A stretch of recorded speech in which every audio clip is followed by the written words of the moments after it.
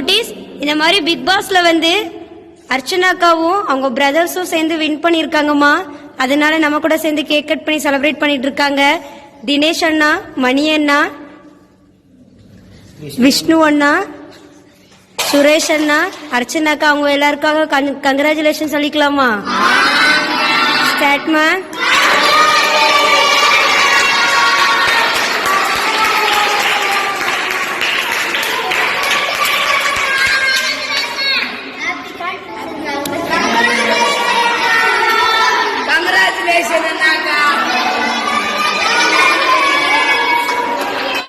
அர்ச்சனாக்கா நல்லா இருக்கணும், மணி அண்ணா நல்லா இருக்கணும், சுரேஷ் அண்ணா நல்லா இருக்கணும், விஷ்ணு அண்ணா நல்லா இருக்கணும், தினேஷ் அண்ணா நல்லா இருக்கணும், அவங்க ஃபேமிலி அண்ட் ஃபியூச்சர் நல்லா இருக்கணும், அவங்க ஹெல்த் வைஸ் நல்லா இருக்கணும், அவங்க இன்னும் நிறைய டெவலப் ஆகணும்னு சொல்லிட்டு ப்ரேயர் பண்ணிக்கலாமா? ப்ரேயர்மா. இறைவா, எங்களுக்கு இனிப்புகள் வழங்கிய அர்ச்சனா அக்காவும் தினேஷ் அண்ணாவோ, மணி அண்ணாவோ, விஷ்ணு அண்ணாவோ, சுரேஷ் அண்ணாவோ, அவர்கள் குடும்பமோ, அவர்கள் தொழிலோ, அவர்கள் வருங்காலமோ நலமோடோ வளமோடோ புகழோடோ பல்லாண்டே காலம் வாழ வேண்டும் என்று இறைவா உம்மை பிரார்த்திக்கின்றோம். Welcome to OTT junction big boss Tamil season 7. Archana title win பண்ணதுக்காக ஆதரவற்ற சிறுவர்களுடைய இல்லத்தில் வந்து அங்கே கேக் வெட்டி அவங்க கொண்டாடப்பட்டது. ஸோ இதுதான் நல்ல ஒரு விஷயம். ஆதரவற்ற சிறுவர்களுக்கு போய் அங்கே உணவளித்து கேக் வெட்டி கொண்டாடுறதுங்கிறது ஒரு நல்ல விஷயம். அதை வந்து பண்ணியிருக்காங்க. அவர்களுக்கு நம்முடைய பாராட்டுக்கள். அதே மாதிரி இப்போ இன்னொரு விஷயம் என்ன நடந்திருக்கு அப்படின்னா, மாயா வந்து ஒரு ட்வீட் போட்டிருக்காங்க. என்னன்னா, அர்ச்சனாக்கு அந்த ட்வீட் என்னன்னா, dear Archana, congratulations on winning the title. நீ நினைச்ச மாதிரி உன் வாழ்க்கையில பூ பூக்கும். செடி வாடி போற மாதிரி இருந்தா என்ன கூப்பிடு, நான் வந்து தண்ணி ஊத்துறேன். Like I promised I will there for you. பூ பூக்கும் நண்பா அப்படின்னு ஒரு ஹேஷ்டாக போட்டிருக்காங்க. அதாவது இது என்னன்னா, ஒரு நக்கலா போட்ட மாதிரி தான் இருக்கு. ஏன்னா இவங்க என்ன மாதிரி ஆளு, எப்படி தண்ணி ஊற்றுவாங்கன்னு நம்ம 106 நாள் பார்த்துருக்கோம். யாராருக்கெல்லாம் பால் ஊற்றுனாங்க அப்படிங்கிறத பார்த்துருக்கோம். யாரெல்லாம் எப்படி மேனிப்புலேட் பண்ணுறாங்க, எப்படி கேஸ் லைட் பண்ணாங்க, என்ன மாதிரி வன்மமாக நடந்துக்கிட்டாங்க, எப்படி டாக்ஸிக்காக இருந்தாங்க நமக்கு தெரியும். வேணும்னா கட்டி பிடிப்பாங்க, வேண்டாம்னா முதுகுல குத்துவாங்கங்கிறது நமக்கு தெரியும். முதல்ல பிக் பாஸ் வீட்டுக்குள்ள போறப்ப அர்ச்சனாக்கு வந்து கிளாஸ்ட்ரோபோபிக்னு சொன்னப்ப அதை நக்கல் அடிச்சு அடி கள்ளி பொய் சொல்லிட்டியான்னு சேர்ந்து 8 பேரா போய் புள்ளி பண்ணி அவங்கள வந்து அழ வச்சு மென்டல் டார்ச்சர் கொடுத்து அந்த மாதிரி பண்ணாங்க.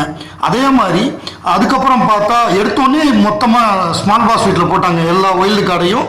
அதில் அர்ச்சனாவை தான் பயங்கரமாக டார்கெட் பண்ணாங்க. இவங்களை வந்து வீட்டை விட்டு வெளியில் விரட்டி விட்டுறணுங்கிற லெவலுக்கு பண்ணாங்க.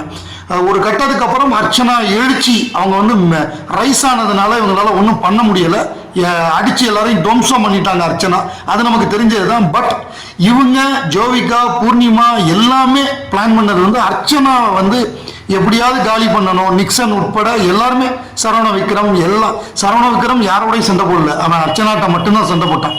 அதுக்கு காரணம் அவனை ஏவி விட்டாங்க போய் சண்டை போடுன்னு சொல்லி இப்படிதான் பண்ணாங்க. கடைசியில் வந்து ஒரு தடவை ஒரு பர்டிகுலர் இதில் பார்த்தா அர்ச்சனா இவங்களை நம்பி பேசிக்கிட்டு இருக்கிறப்ப பின்னாடி திரும்பிக்கிட்டு இருக்கிறப்ப உதைக்கிற மாதிரி ஒரு ஆக்ஷன் காமிப்பாங்க.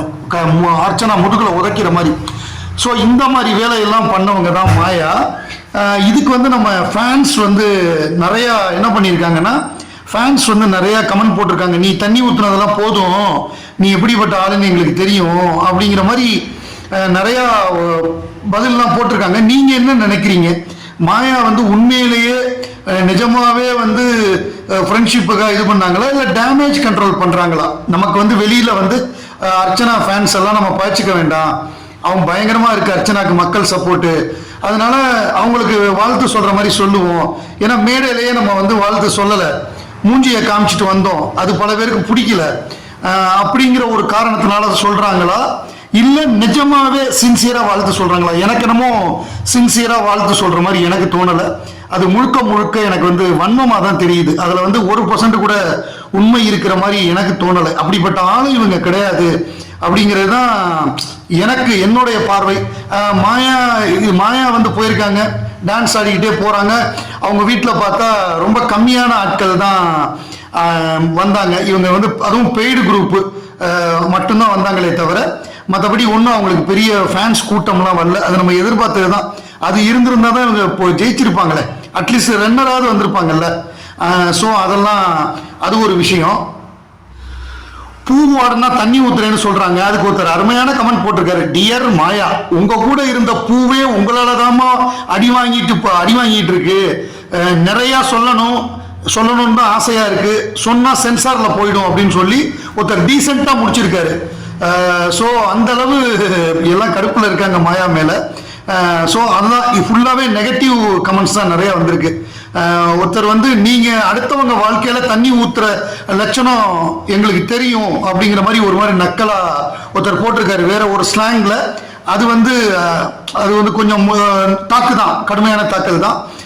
மாயா மேஜிக் மேம் ரீல்ல இருந்து 106 டேஸ் ஆகிவிட்டது, இன்னும் எங்களோட இயர்ஸ்ல ஃப்ளவர் வைக்க ட்ரை பண்றீங்களா? ஒர்க் அவுட் ஆகாது, பெட்டர் லக் நெக்ஸ்ட் டைம்னு சொல்லி பயங்கரமா போட்டு தாக்குன்னு தாக்குறாங்க. ரசிகர்கள் வந்து அவங்களுக்கு தான் தெரியும்ல, நம்ம தான் எல்லாத்தையும் பார்த்துருக்கோம்ல. அதாவது போட்டியாளர்கள் அவங்க நேரா இருக்கிறவங்களை மட்டும்தான் பார்க்க முடியும். நம்ம வந்து பெட்ரூம்ல இருக்கிறவங்களையும் பார்ப்போம், நம்ம வந்து கார்டன் ஏரியால இருக்கிறவங்களையும் பார்ப்போம். ஏன்னா நமக்கு வந்து எல்லாத்தையும் எடிட் பண்ணி என்னென்ன நடக்குதுங்கிறத நமக்கு காமிப்பாங்க. பட் அவங்களுக்கு அப்படி கிடையாதுங்கிறதுனால நம்ம வந்து வி ஆர் பெட்டர் ஜட்ஜஸ் தென் போட்டியாளர்களை விட நம்மளுடைய ஜட்ஜ்மெண்ட் கரெக்டாக இருக்கும். எனக்கு வந்து இது நியாயமா இல்லை, இவங்க பண்ணது வந்து எனக்கு நியாயமாகப்படவில்லை. இவங்க வந்து சும்மா ஒரு நடிப்புக்கு தான் பண்றாங்க அப்படின்னு தான் தோணுது. இதுல ஒரு பதிவு ஒன்று பார்த்தேன். அந்த பதிவுக்கு முன்னாடி மணி வந்து வந்த உடனே இவரை போய் சாண்டி மாஸ்டர் போய் பார்த்துருக்காரு. அப்புறம் அவங்க அண்ணன் பொண்ணு சுபிக்ஷா, அந்த சுபிக்ஷா இருக்கிற மாதிரி ஒரு ஸ்டில்லு போட்டிருக்காரு, நல்லா இருந்தது பார்க்கறதுக்கு. இதுதான் அவரை பத்தினது. அப்புறம் இப்போ நம்ம பிக் பாஸ் 7 கருங்காலி சோலை அப்படின்னு ஒரு பதிவு, இந்த பதிவை தான் நான் சொன்னேன். கருங்காலி மரம் பொதுவாகவே மிகவும் உறுதியான பட்டையை கொண்டது. இன்னொரு மரம் பார்த்தோம்னா நூக்க மரம் அப்படின்னு சொல்லுவாங்க. ஒரு வகையில் கருங்காலி வகையை சார்ந்ததே. உறுதியான மரம் என்பதால் கருவிகள் செய்ய அதிகமாக பயன்படும். அது வந்து கருவிகள் செய்ய பயன்படும். இது வந்து பியானோ மாதிரி பயன்படும்.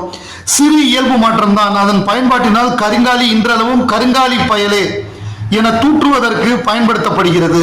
லோகேஷ் கனகராஜ் கருங்காலி மாலை அணிய ஆரம்பித்து விட்ட பின் தனுஷ், சூரியன பலர் கருங்காலிக்கு உண்டான ஆன்மீக வலிமையை ஒட்டி அவங்களும் அதை போடுறாங்க அப்படின்னு இந்த கட்டுரை தொடர்கிறது. அதில் கடைசியா என்ன சொல்றார் அப்படின்னா, அதாவது வாய்ப்புகள் பெருகி வரும் சமூக சூழலில் மாயா போல ஆட்கள் வெல்வதற்குண்டான சாத்தியக்கூறுகளே உண்டு.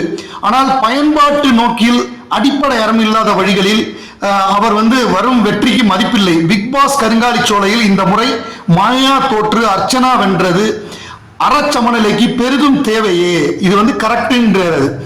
அர்ச்சனா வெற்றி பெற்றது ரொம்ப சரி, மாயா தோற்றது தான் கரெக்ட் அப்படிங்கிறாரு. அதுவும் சரவண விக்ரம் வந்து ரொம்ப கேவலமா தான் குடும்பத்துக்கு எதிராகவே செயல்பட்டதெல்லாம் கடுமையா சாடி இருக்காரு இந்த பதிவுல வந்து அந்த எழுத்தாளர். ரொம்ப நல்லா இருக்கு. அர்ச்சனா ஜெயிச்சதுதான் கரெக்ட், மாயா தோற்றது தான் சரி. அதாவது அறம் இல்லாமல் என்ன வேணாலும் பண்ணலாம் அப்படின்னு மாயா பண்ணது வந்து கொஞ்சம் கூட நியாயம் இல்லைன்னு சொல்லி அவர் அந்த பதிவுல போட்டிருக்காரு. அதை நான் முழுக்க 100% நான் அதை ஏத்துக்கிறேன்.